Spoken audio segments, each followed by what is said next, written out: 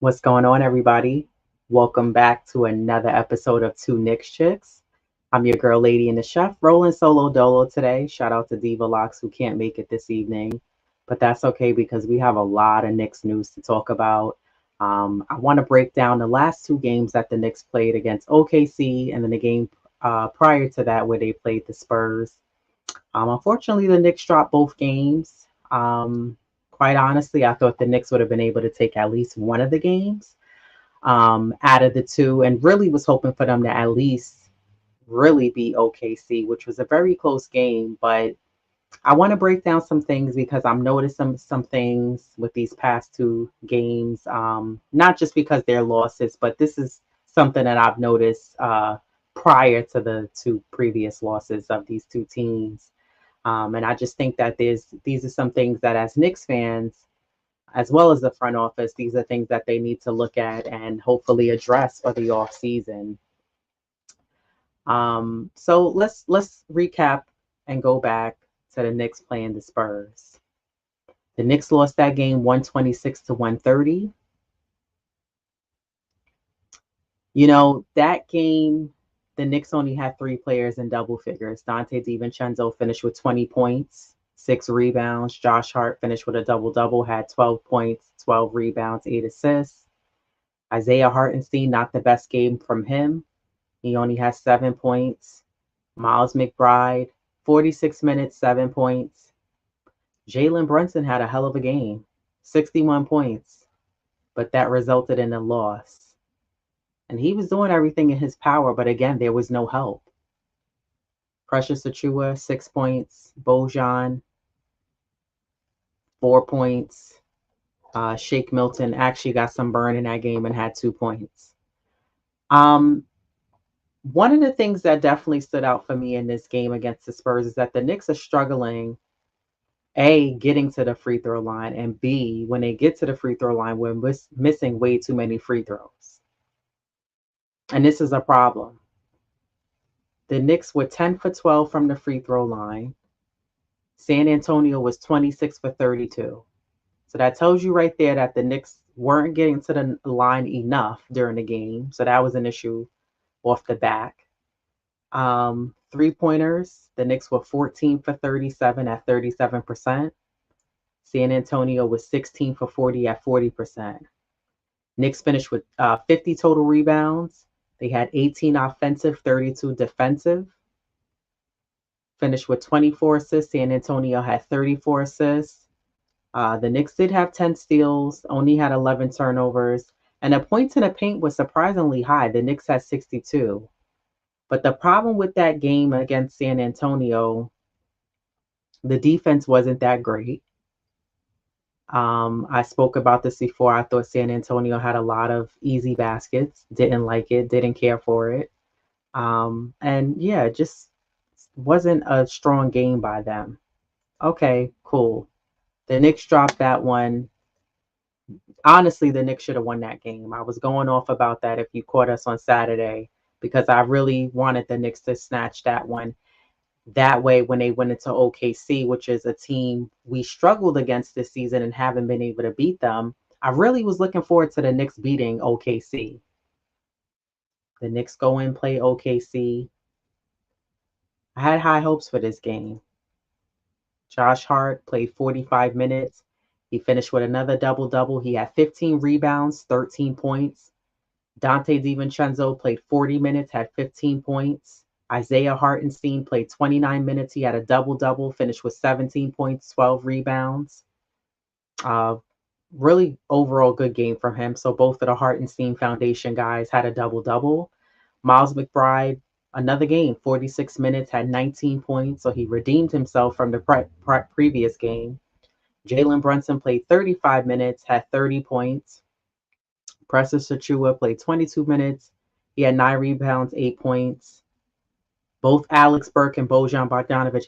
It seems to be like five is their favorite number because I don't know why Alex Burke and Bojan somehow love finishing games with 5 points.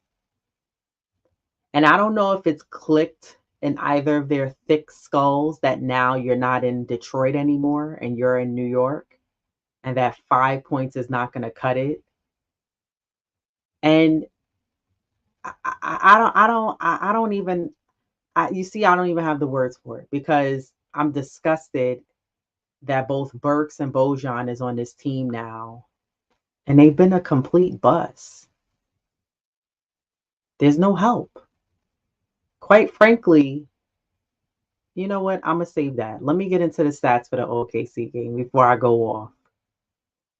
Field goal percentages, the Knicks was at 41%, OKC at 53. The Knicks were 13 for 43 from the three-point line at 30%. OKC were 13 for 34 at 38%. The Knicks were 23 for 34 from the free throw line. Let me repeat that one more time. They were 23 for 34 at the free throw line at 67%. And OKC weren't any better. They were 12 for 24 at 50%. But 11 free throws missed could have made a difference. It could have made a huge difference, actually. The Knicks finished with 46 total rebounds. They had 15 offensive, 31 defensive. Finished with 24 assists, 3 blocks. OKC had 8. The Knicks had 8 steals. The Knicks only had 10 turnovers. Again, so 2 games that they lost back-to-back. Very little turnovers, so they protected the ball. Points in the paint, the Knicks finished with. Both teams had 44. This game, there was a couple of things that I think, and Diva Locks and I was talking about this briefly. There was a couple of things that in this OKC game that went wrong. And I think overall, looking at these last 2 games against the Spurs and looking at this game against OKC, Jalen Brunson has no help. He has no help. I just, 1, 2, 3, 4, 5. Okay, you have 5 guys in double figures. But here's the thing with the fact that, okay, you had Josh Hart, DiVincenzo, Hartenstein, McBride give you 12 plus points in a game. The problem with that was that Dante didn't really do much. You only had 15 points. And he was stuck on, what was he stuck at? 6 points, maybe 8 points for the longest. He didn't really score the rest of his baskets till late in the game. And somehow he slightly came alive. Josh Hart, same thing. We know he could give you a double-double, but I just don't still feel like it's enough. Miles McBride, I don't even know where to go there with Miles McBride because I said this like 2 episodes ago. He does well redeeming himself, where if he has a bad game, the next game he makes up for it and he scores the points that the team needs. He does that very well. And I don't want to put him in an inconsistent category, but it's not enough. Bojan and Alex Burke, 2nd game in a row now. And honestly, when I check the stats, Burks and Bojan always have 5 points. That must be their favorite number. Not sure why they only able to contribute 5 points. It's very alarming. Again, I'm not sure if they realize that they're not on Detroit anymore and that they're on the Knicks. And I don't know if that's translated over, but they played more than enough games, as someone alluded to me in the chat and said, give Burks 20 games to warm up. This is a professional league. I don't know why does a player need 20 games to warm up and you've been in the league long enough. You're not a rookie. Because if you look at McBride, who, yeah, he's had a bad game against San Antonio, but if he's able to come in and give you 19, it's questionable why Alex Burke and Bojan Marjanovic can't give you more than 5 points in a game of a back-to-back games that they've lost, that the Knicks have lost, and they can't somehow manage to give you 12, 14, 16 points. It's concerning. And quite honestly, what's even more concerning is that when Jalen Brunson goes to the bench, this Knicks team doesn't know how to score. There's no playmakers on this team. I've been saying since the beginning of the season, and I'm going to keep saying it. This Knicks team does not have a strong bench. There's no help. I saw someone say in the comments of someone else's podcast, everyone is coming with negative energy, something to that degree, or you're panicking. But it wasn't the word panic. Here's the thing. I think what the Knicks have done this season has been great. I think the Knicks have done a great job this season, and I'm not going to take that away. But quite frankly, let's snap into reality here. This team is hanging on by a thread at the 4th seed. Uh, they're hanging on by one of Jalen Brunson's braids. That's how it's not looking too good. And the other reason why it's not looking too good is because OG Anunoby elbow is still banged up and cracked up. Julius Randle, according to Tibbs, hasn't really made any progress, so we don't even know what's going on with him. Mitchell Robinson comes back in the game and does what Sims did when he tweaked his ankle after he did the jump ball against whatever team that was. Incredible. And hear me out. I understand injuries happen.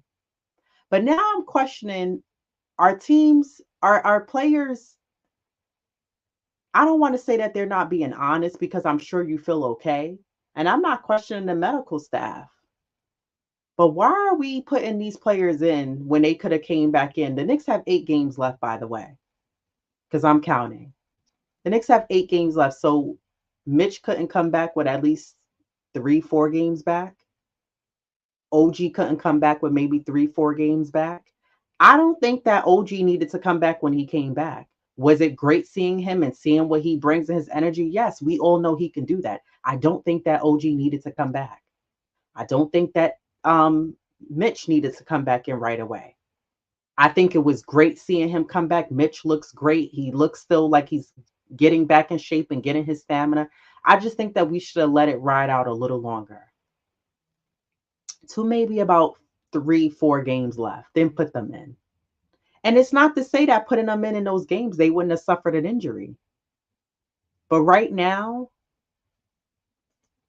I have a little concern with this Knicks team and where they're going to go and what they're going to do.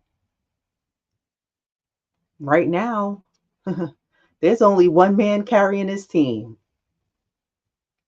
And I think he's very much capable of doing it.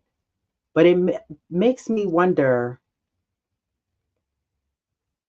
is Jalen Brunson, and I asked Divalox this question, is Jalen Brunson going to end up like Melo when he was on this Knicks team with no help? Or like Damian Lillard when he was on Portland, no help? Good enough teams, but not good enough to take it to the next level. Because without your main guys, OG, Randall, and I'll even say Mitch, and this is no knock to Mitch, how far can this team go? I'm not panicking over 2 losses. I'm just saying if we're losing easy chippers, especially to a team like the Spurs, who've only won, we gave them their 18th win of the season, it's concerning. It's concerning. Let me say what up to the chat because I see you guys are saying hello. Salute Wonder Woman. Thanks for watching this evening. Salute to Eddie C.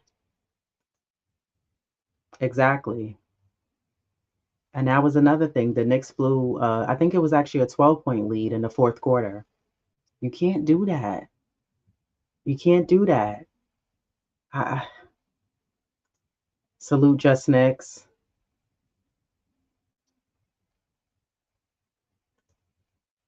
Eddie said, if the second unit is the best we have from the bench, then this team is going nowhere. Agreed. 100%. Salute Walter Blackman. Good evening. Salute Ivory 10. Salute Knicks fans. The Knicks were the best thing to ever happen to Brunson. No such thing as wasting his time when he winds up with the max. But here's what I mean by wasting his time. He's basically in his prime right now, right? And I believe Brunson has more to go and he has more to give, more to he's gonna elevate more within his game. He has more in his tank, right? He has more to offer for this team, whether it was this team or any team. He's only getting better. But sometimes when you have a really great player who's surrounded by an okay team, a player can be on that team for a couple of years and the team doesn't really go far. And I think that it's a little different because when it was just Randall was dealing with the same situation. Like when Melo was on the Knicks, he didn't have any help. So he was basically the A1 guy. The difference is that Randall doesn't want to be the A1 guy. He's more comfortable being the second option on a team. Not just this Knicks team, any team. He said it and made the comment already. But I think when you have Brunson now, who's here with Randall, now you have two good players, and you have OG. Now you have a third good player, and those guys can make something happen and they can go somewhere. But to me, without Randall, OG there, it kind of falls back into where we was when we just had Randall, in my opinion, because Brunson's trying to carry this okay group of guys with him. They're pretty good. I'm not saying they're bad. They're better than what we had, but he's trying to carry this group along with him. And I don't know if that's enough. Yeah, sure, he's due for the max. So is Randall is due for money. OG is going to be due for money. These are all things we have to talk about later in the season as far as, you know, the Knicks keeping guys, giving certain guys contracts and et cetera, et cetera. But I think that it's possible that really good players' time could be wasted when they're on a team where, and again, it's not to say the Knicks front office haven't been making moves to bring in players and do what they need to do. But I still think that this team right now, they still need another. I don't even think it's just another guy. Like, it don't even, I've said this before, it doesn't even have to be a superstar. I just still think this team still is missing a few pieces because this is not enough. Even if we didn't have the injuries, I think this team would have won, definitely been at least at 50 wins by now. Because I can count 5, 6 games, maybe 7 now, that the Knicks should have definitely won and shouldn't have lost. And losses happen. I get that. But I think that it's possible with where Brunson is at. It's possible his time could get wasted. I'm not saying it's happening, but the Knicks are in danger of that with dealing with injuries. You don't know for next season. Mitchell Robinson's been injured since he's been a Knick. OG Anunoby's been known to be injury prone as well. And now Julius unfortunately suffered another injury. This is the second year now. So I don't know. I think they still need help. Sure, they need good health, but I think that this Knicks team still needs help. I don't think that who we have is enough to get us to where we're trying to go. I just don't think it's enough. Eddie C, how on earth is Burks better than Shake? He's not. I just think that's Tibbs having trust in Burks more than he has with Shake because Tibbs goes off of a trust system, and that's just how it is. Yeah. I think that if the Knicks don't improve as a team, um, I would even say let them ride out next year in the 2024-2025 season. But I think if like they don't go to that next level, Brunson's gonna be like, damn, I'm at on a team right now that's they're just okay. And he is trying to go places.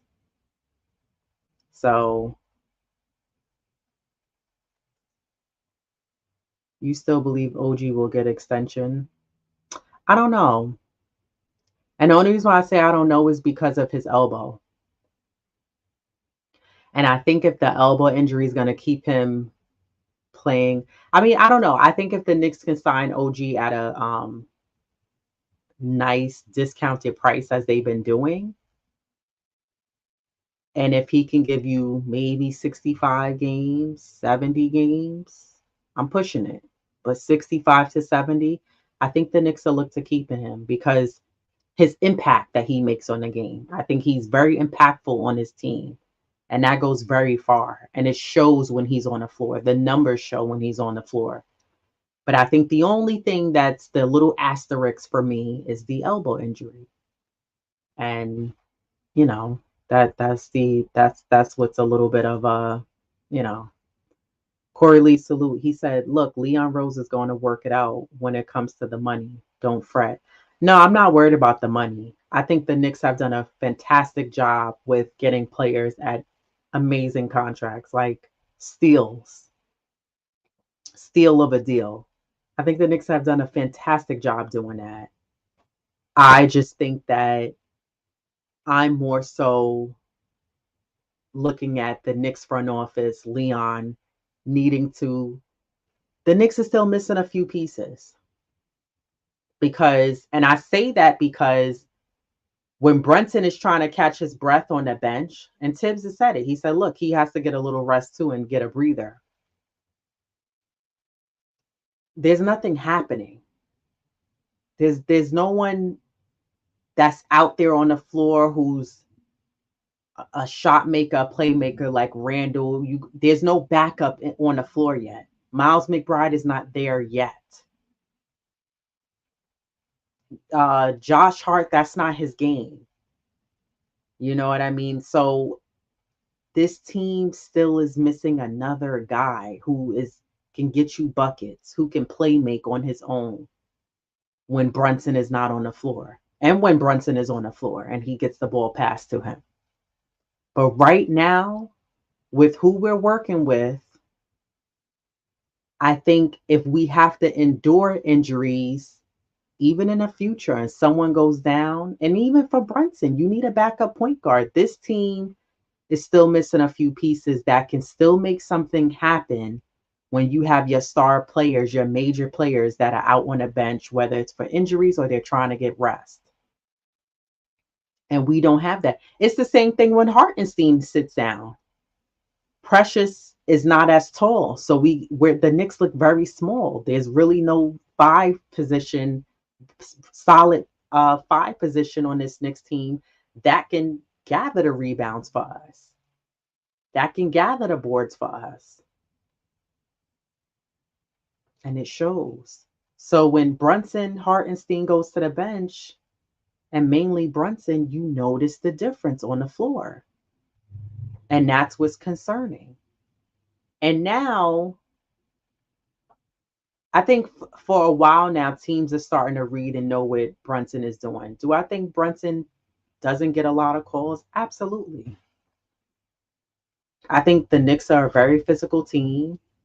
Brunson knows how to bang and down low and get to his spots and make his moves. I just think that teams are starting to own in defensively on that. So if teams are double teaming Jalen Brunson, who's the other option? Because Burks and Bogdanovich haven't done diddly squat for us. They haven't done anything for us. So I'm just trying to figure out, you know, this Knicks team. I think Brunson really needs some help, to put it in a nutshell. I'm not hitting the panic button, Eddie. I'm not hitting the panic button, but I think that Brunson's definitely going to need some help. And I say this because the playoffs is a different caliber. It's a different intensity. And you know what? Tonight's game is another prime example of a good test for the Knicks going against Miami. Miami's looking for wins. What are they sitting at seventh right now in the East? They're looking for wins. So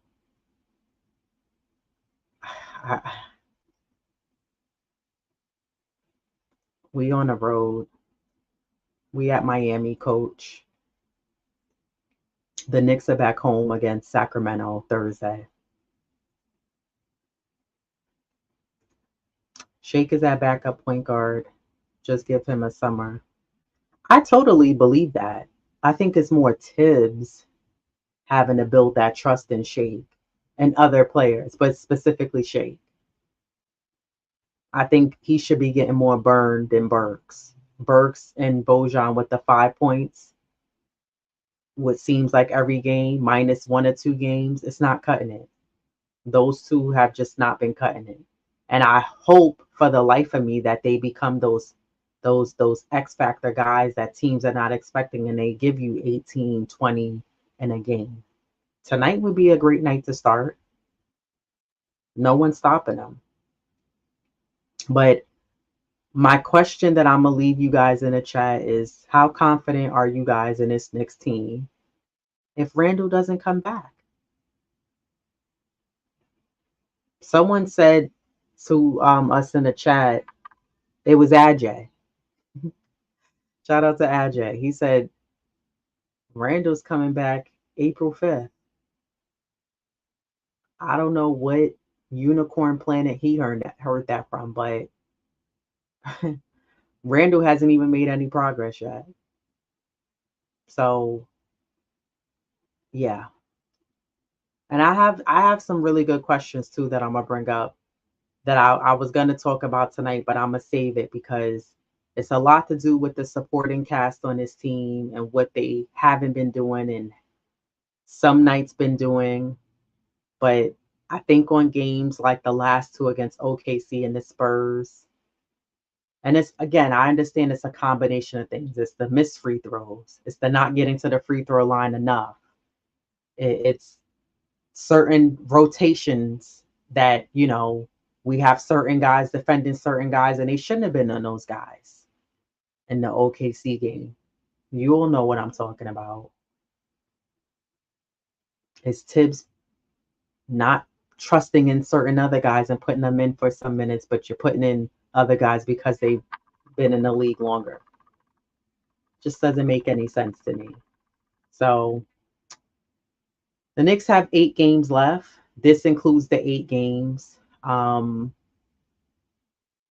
had the Knicks winning 10 games when we were at, it could have been 16, I want to say, games. And I said the Knicks have to win 10. So at this point, the Knicks have to win. They have to pull out some wins because Orlando is back on their heels. Indiana's right behind them. And I don't think the Knicks could afford to go to 5th or 6th seed. Again, we're trying to avoid Boston as much as possible.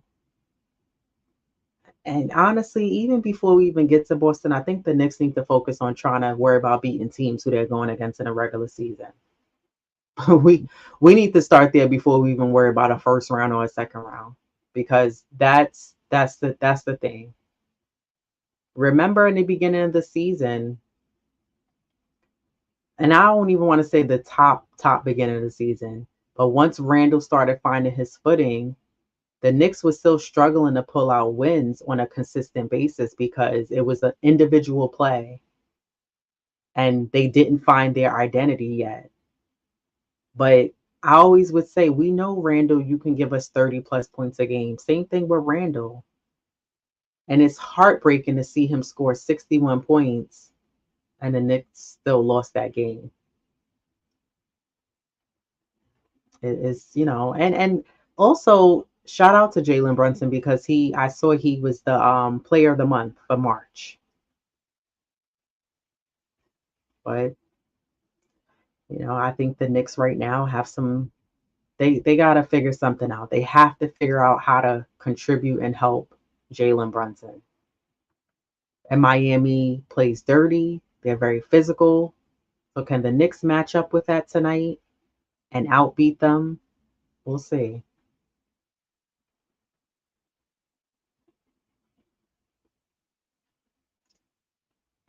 I've got a question where your $1 million smile. When the Knicks win, I smile more. You heard the man. Hit the like button, guys. I know the game is starting. Usually tip-off starts at 7:40, 7:45. I had a lot more questions that I wanted to get to regarding the rotations, um, second unit play, but I'm going to save those for Thursday. Yeah, I'll save those for Thursday. And yeah, because I don't have much time left. The Knicks are about to start. So, yeah, Miami's at 41 and 33. They're sitting in seventh. Indiana's sitting at sixth at 43 and 33. Orlando's sitting at fifth. They're 44 and 31, right behind the Knicks, who are sitting still in fourth at 44 and 30. The Knicks could have actually been in third had they won that last two games. Cleveland's at 45 and 30. So the Knicks are right a game behind Cleveland. The Bucks are at 47 and 22 in second. And I love how Philly's still holding on to that 8th seed spot. So yeah. And I know the Knicks have a couple of games coming up against Chicago, who are sitting in ninth at 36 and 40. So, who we play on Friday. So yeah, the Knicks, I really would like to see the Knicks get this win tonight. And really try to take the next three tonight, Sacramento on Thursday, and then Friday against Chicago. I mean, at this point, they need some wins. They're like, you got to get some wins under your belt. So I don't want to see them slip into the fifth or sixth seed. Let's stay at fourth. If we can move to third, even better. But nonetheless, my takeaways, keys for tonight's game: the Knicks have to come out with strong defense, rebound the ball movement. I need to see other guys step up and take their shot. Dante DiVincenzo has to step up. I can't see 5, 6, 7 points and then you don't score the rest of your points until the fourth quarter. At some point in the fourth quarter, Dante DiVincenzo has to step up and give Jalen Brunson some help. Josh Hart, we know you could give a double-double, but I'm going to need him to step up early on in the game. I need Isaiah Hartenstein to be aggressive and step up. He even said that he wasn't playing aggressive last year in the playoffs against them, not to his best capability. I'm going to need him to step up this season as well. Against Miami. Miles McBride, I need him to step up. And for the life of me, if Burks and Bojan get playing time, which I'm sure they will, I need them to step up. 5 points is not going to cut it. So we'll see. Active hands, active feet. The Knicks played with high intensity from the start of the game and come out strong. And the Knicks can't blow any leads. If you get a lead against Miami, you can't blow it because Miami's very sneaky. They will crawl back in. And I best believe Eric Spoelstra is going to have that defense on lock against the Knicks. So the Knicks, I hope their shooting is on tonight. If not, I hope that these guys are cut into the basket or figuring out a way to create their own. Because settling for the three is not going to cut it tonight. But if we're on, great. Even if we're not, take it inside. Get them in foul trouble. Stop the clock. Get them in, get the foul, get to the free throw line. Let's make the free throws. They're free. So we'll see.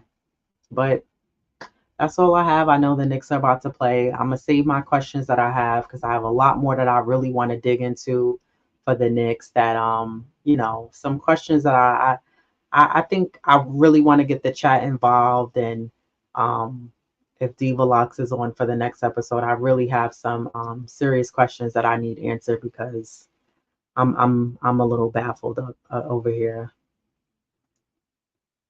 Until we send Tibbs back, it will remain an average team.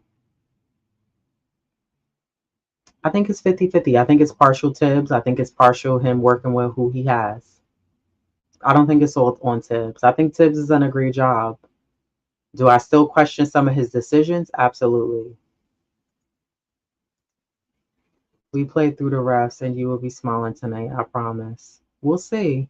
We'll see how the refs call the game. We are in Miami, so. And also shout out to Steph.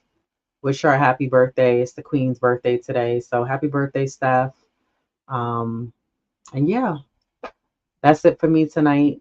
Salute to the chat. Everybody that joined me today. Wonder Woman, Eddie C, Just Knicks, Walter Blackman, Ivory 10, Corey Lee, Coach SAR, CM67. And that's everybody. Until next time, let's go Knicks.